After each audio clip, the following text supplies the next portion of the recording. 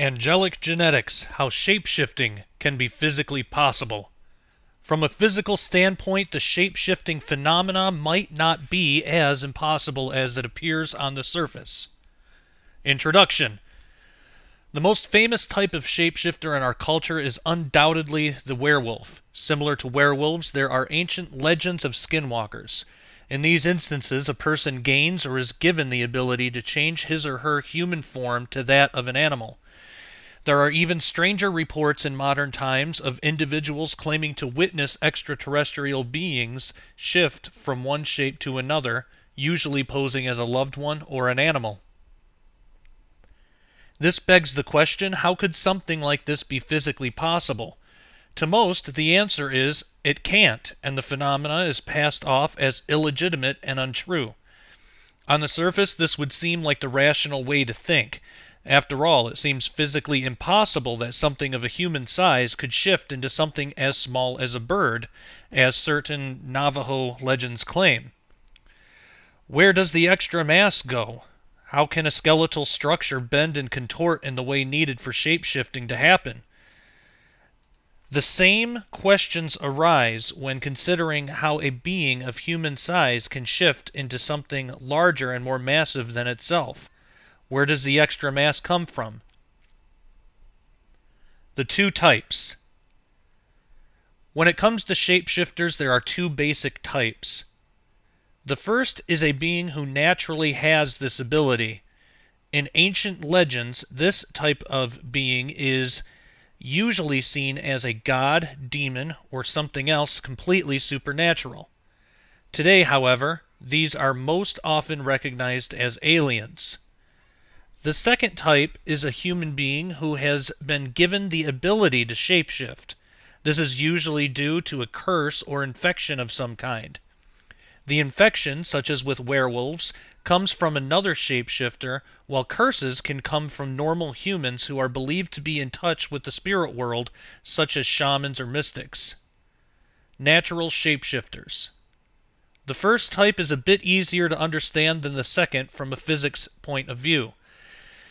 For this, as with most things of this nature, we can use the example of Flatland, a fictional two-dimensional universe, to help explain what might be happening. As I have stated in my books Quantum Creation and Cherubim Chariots, available at ministudyministry.com, I believe there exists in creation a variety of extra-dimensional beings. From a Christian perspective, we might most recognize these beings as angels. As stated in my books and my previous blog, Angelic Genetics, Why the Nephilim Were Physical Giants, also included as a video, the example of Flatland is a great aid to help us understand higher dimensions and extra-dimensional entities. Imagine Flatland as a vertical universe inhabiting your living room. This version of Flatland only consists of two spatial dimensions, up-down and left-right. It lacks forward and backward. The denizens of Flatland, known as Flatlanders, can only see and interact with things in those directions. This means if you were standing in front of Flatland looking straight at it, the Flatlanders would have no way of knowing you were there. Technically, you would be in the third spatial dimension, and Flatlanders lack the ability to perceive or even properly envision this extra dimension. To a Flatlander, you are an extra-dimensional being. Now imagine you were to wait until no Flatlanders were looking and you step halfway through Flatland. Once you were noticed, Flatlanders would assume you were two-dimensional like them. Even though, in reality, you are a being of three spatial dimensions, Flatlanders would still lack the ability to see the third dimension. Therefore, they would only see the two-dimensional section of your body that was breaching Flatland. Having access to the third spatial dimension would give you extra abilities that Flatlanders would lack. Imagine if you were to change your position in Flatland.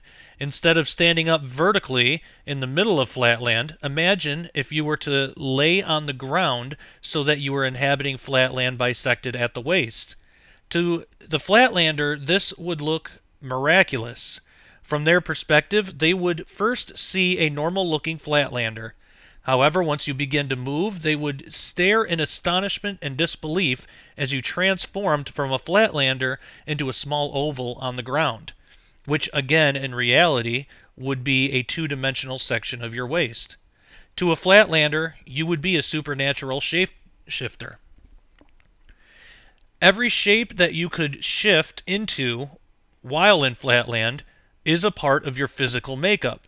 The shapes are merely two-dimensional slices of your body. You could even appear as two objects to flatlanders. If you stepped out of flatland and left your arms in, flatlanders would assume you have transformed into two floating circle shapes. The number of shapes you could shift into would only be limited to the number of positions you could achieve and the number of two-dimensional slices you are made up of. It truly would be a number far too large to properly estimate.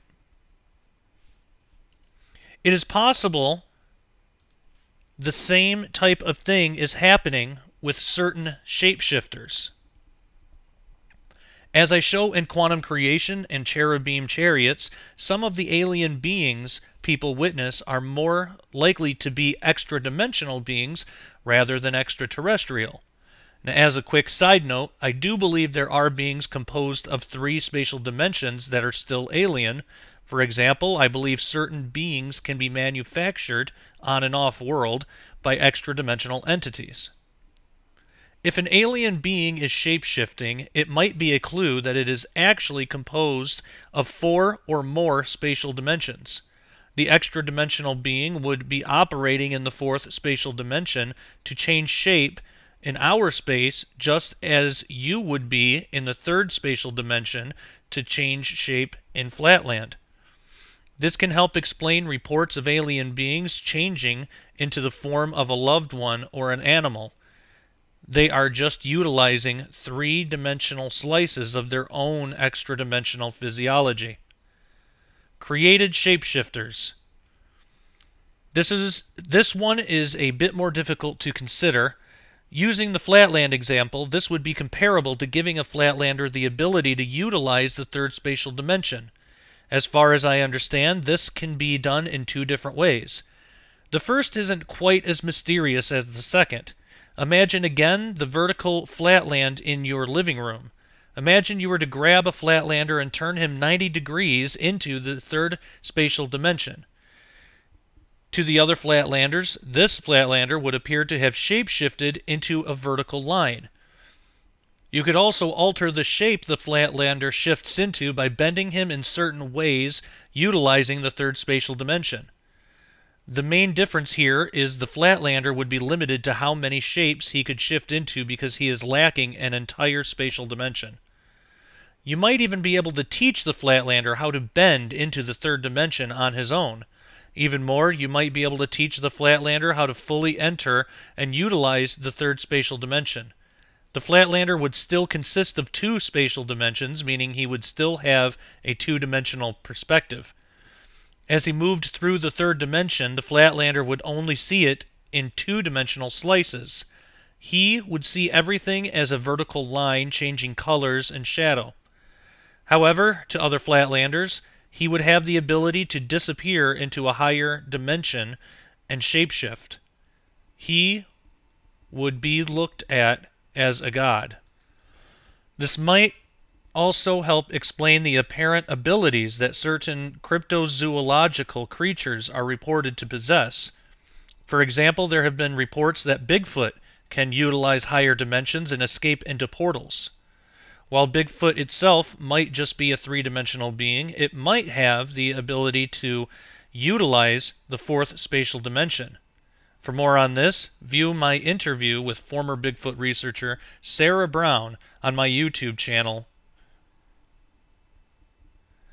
The second way something like this might be possible is far more mysterious. Essentially, it would involve the ability to turn a flatlander into a 3-dimensional being. It would mean you somehow have the ability to give a flatlander an extra spatial dimension so he would become a 3-dimensional being with a 3-dimensional perspective. Such a thing would be quite miraculous even for us, and in many ways would seem impossible. There are ancient Navajo legends of a person being transformed into a skinwalker. This creature is said to be able to transform into many different shapes. It would seem the person affected started out as a human being, yet somehow became an extra-dimensional being. It is possible a type of extra-dimensional technology exists that could accomplish this, but there might be another explanation. It seems a true extra-dimensional being has an incredibly large number of three-dimensional shapes at their disposal, at least as many as we do of two dimensions. Because of this, any three-dimensional shape, regardless how complex it might be to us, would be relatively simple to a being of four spatial dimensions. Again, this is comparable to us in terms of two dimensions. Any two-dimensional shape is going to be far less complex than the three-dimensional shapes that make up our reality. This might explain the skinwalker phenomenon. Imagine if a flatlander were cursed by another and I was there to witness this from the third spatial dimension where I could go unnoticed. Now imagine if I had the motivation to do so, I wanted to dispose of the cursed flatlander, then take his place. If I positioned myself in the right way to where I looked exactly like a flatlander, the flatlander I disposed of, the other flatlanders would assume I was him. Then I could go on shape-shifting and terrorizing their community, all while the flatlanders believing it to be their cursed friend that is responsible. It is possible a similar type of thing has happened in regards to the skinwalker phenomenon. This could even help explain the doppelganger phenomenon as well as others. Conclusion. The notion of extraspatial dimensions seems to be the key to understanding many supernatural phenomena. When we start thinking of spiritual beings as superphysical rather than wispy and ethereal, the strange and mysterious encounters that permeate certain people's lives seem to be more plausible. In fact, from a physics standpoint, if extra dimensions do exist and are inhabited, we should expect these types of things to take place. As I have said in my books, interviews, and articles, real people are having real experiences, and they deserve an explanation. It is my belief explanations can be given from a biblical perspective. Yet, as it stands, the majority of the church has no interest in dealing with these things. It is my sincere hope more Christians will learn to accept the reality of the supernatural as the Bible defines it, and we begin to take back the territory the enemy has stolen. As always, thank you for watching. If you haven't done so already, subscribe to my channel. Take care, and God bless.